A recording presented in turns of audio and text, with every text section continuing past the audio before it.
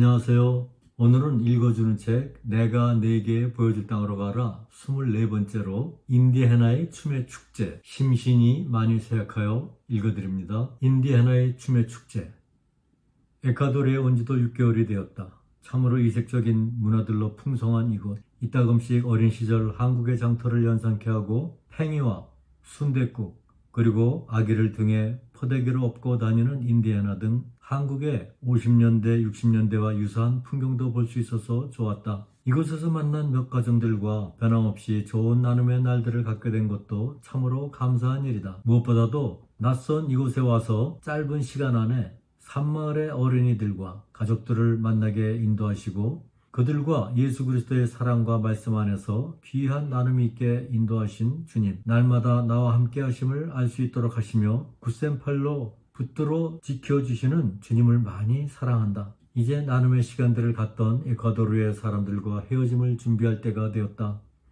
오타발로는 침보라서주의 콜타에 이어 두 번째로 인디애나가 많이 살고 있는 곳이다. 매주 클래스를 위하여 드나들었던 코타카치에도 상간마을을 중심으로 인디애나들이 많이 살고 있다. 이들은 그들만의 독특한 문화 속에서 살아가면서 인근 도시의 환경과 사람들과 뒤섞여 살아가고 있다. 신발, 모자, 두발 상태에서부터 그들만의 전통적인 특성이 잘 나타나고 있다.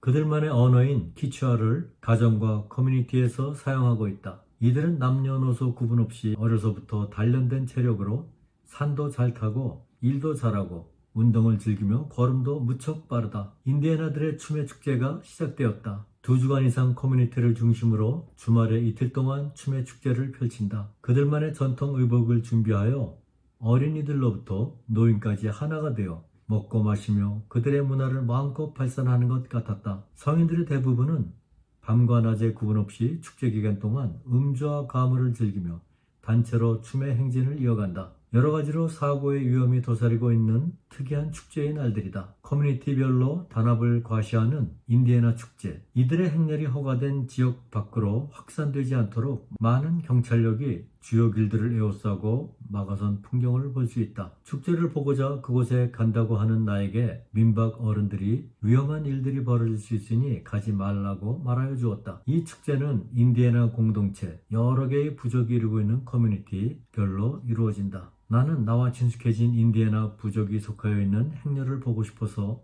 위험을 무릅쓰고 그곳에 갔다. 가서 보니 내가 행렬에 합류할 수 있는 분위기는 아니었다. 한 길가에서 키를 높이고 행렬들을 살피다가 사랑하는 인디애나 가족들이 춤을 추며 지나가는 모습을 볼 수 있었다. 나도 언젠가는 그들과 함께 그 행렬에 끼어 그들의 문화를 나누고 싶은 마음이 일어났다. 나는 그들이 스페인 식민지 시절에 겪은 아픔과 슬픈 이야기들을 들어서 알고 있다. 지금도 에콰도르의 대중가요에 애절한 슬픈 가락들이 흘러나오고 있다. 심신이 많이 쇠약하여 낯선 적도의 나라 에콰도르에 와서 홀로 여러 달을 지나며 심신이 많이 쇠약하여졌다. 낮에는 덥고 해가 지면 추운 산간도시에서의 생활이 나에게는 녹록지가 않았다.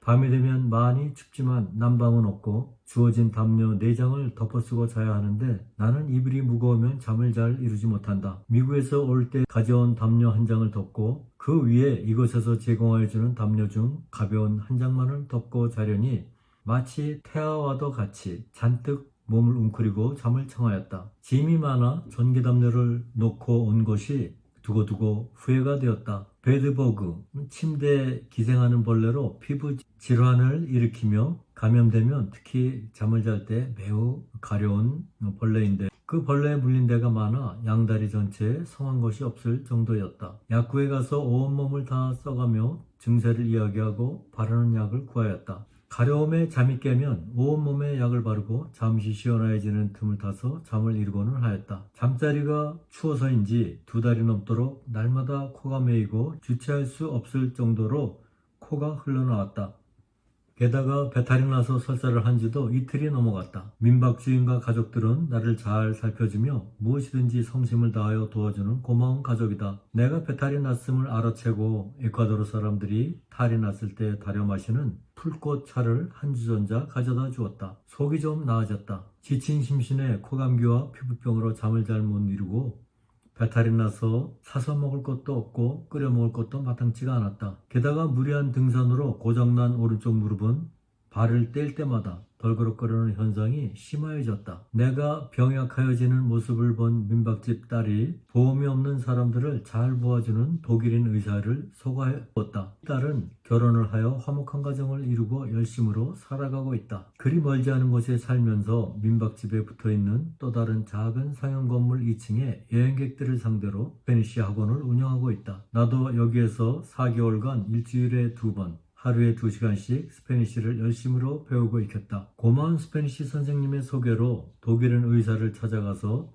스페니쉬보다 조금 편한 영어로 증세를 이야기하고 처방을 받은 후 배탈 증세와 코감기 증세를 개선시킬 수 있어서 참으로 고마웠다. 에콰도르도 보험이 없으면 의료비가 물가에 비하여 비싸다고 한다. 묵고있던 민박 숙소는 그곳에서도 비교적 많이 저렴한 비용으로 묵을 수 있는 숙소였다. 하루에 숙박비가 6불이었는데 깨끗한 침구로 꾸며진 침대가 있는 그리 좁지 않은 공간이 있는 방에 화장실이 있었고 온수를 쓰기가 불편하기는 하지만 전기를 이용한 샤워기가 있다. 그리고 속도가 느린 인터넷이 연결되어 있다. 인터넷으로 찾아보는 가격보다 훨씬 저렴한 가격으로 지낼 수 있어서 감사하였다. 그곳에서 하루 식비는 5불 내외에서 움직였다. 2불 50센트로 점심을 사서 먹었고 2불 50센트로는 아침과 점심에 먹을 빵, 계란, 과일, 음료 등을 구입하는 비용으로 쓰였다.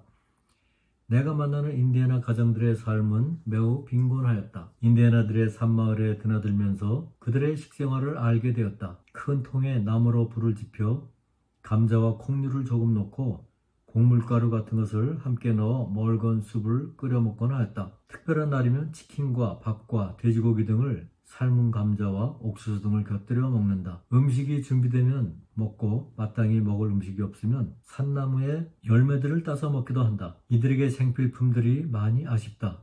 마음 같으면 듬뿍 도와주고 싶으나 주님께서 허락하시는 범위 내에서 생활하며 이들을 도와야 하니 산마을에 오를 때마다 빵, 닭고기, 소고기, 소금, 설탕, 우유, 화장지, 마른 국수, 곡물가루, 기름 등을 조금씩 사들고 갔다. 한 번에 5불에서 10불 정도 가져가는데 그들에게 큰 도움이 되었다. 이러다 보니 병원에 가려면 최소 30불은 들어간다는 말에 발길이 떨어지지 않는다. 식사도 5불에서 10불이면 여러 식당에서 다채롭게 먹을 수 있지만 이들의 궁핍함을 생각하면 발길이 떨어지지 않았다. 독일인 의사는 이곳에서 살고 있는 어려운 사람들에게 저렴한 가격으로 의술을 베풀고 있다고 소개를 받아 가게 된 것이다.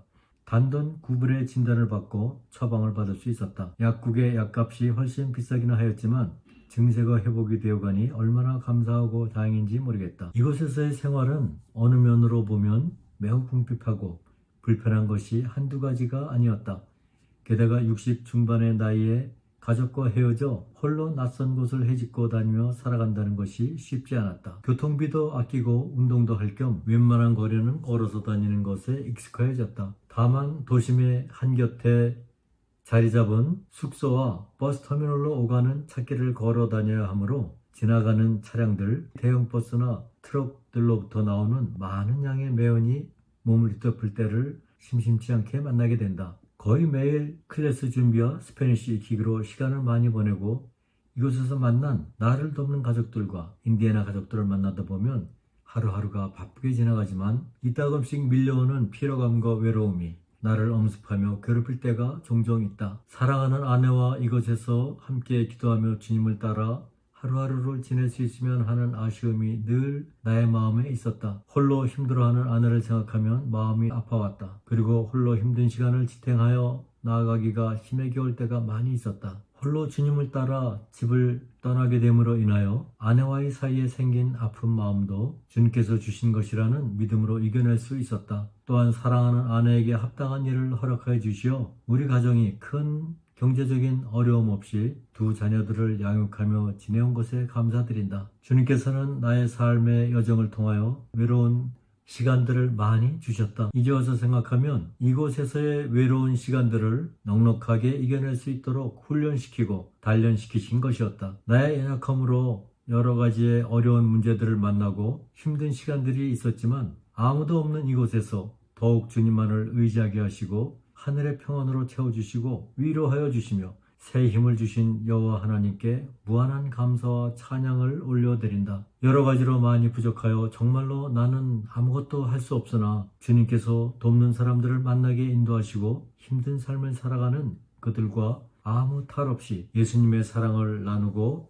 삶을 함께 나누며 예수님의 이름으로 그들을 돕고 그분의 생명의 말씀을 마음껏 전할 수 있었다. 언제나 나와 동행하시며 내 곁을 지켜주시는 주님, 당신을 사랑합니다. 할렐루야. 마지막 클래스를 준비하고 그들에게 줄 선물을 준비하였다. 그리고 마지막 메시지도 스페니쉬로 잘 다듬고 준비하여야 한다. 한국어로 잘 다듬은 예수 그리스도의 생명의 메시지를 영어로 잘 다듬어 만들고 구글의 도움을 받아가며 스페인어로 메시지를 준비하였다. 개근상, 참가상, 모범상과 각 가정의 성경책 한 권씩 그리고 매달 하는 생일 파티 준비까지 할 일이 많았다. 허약하여진 몸을 이끌고 가게들을 돌며 필요한 물품들을 구하여 돌아오니 기력이 다하여 몹시 힘이 들었다. 못하겠다고 연락을 취할까 하는 마음이 수시로 든다. 그럴 때마다 하나님의 얼굴을 구하며 찬양과 기도에 몸을 맡긴다. 주님, 순수하고 빈곤한 저들과 아름다운 마지막 수업을 할 수 있게 도와주시옵소서. 주님께서 주시는 새 힘으로 채워주시옵소서.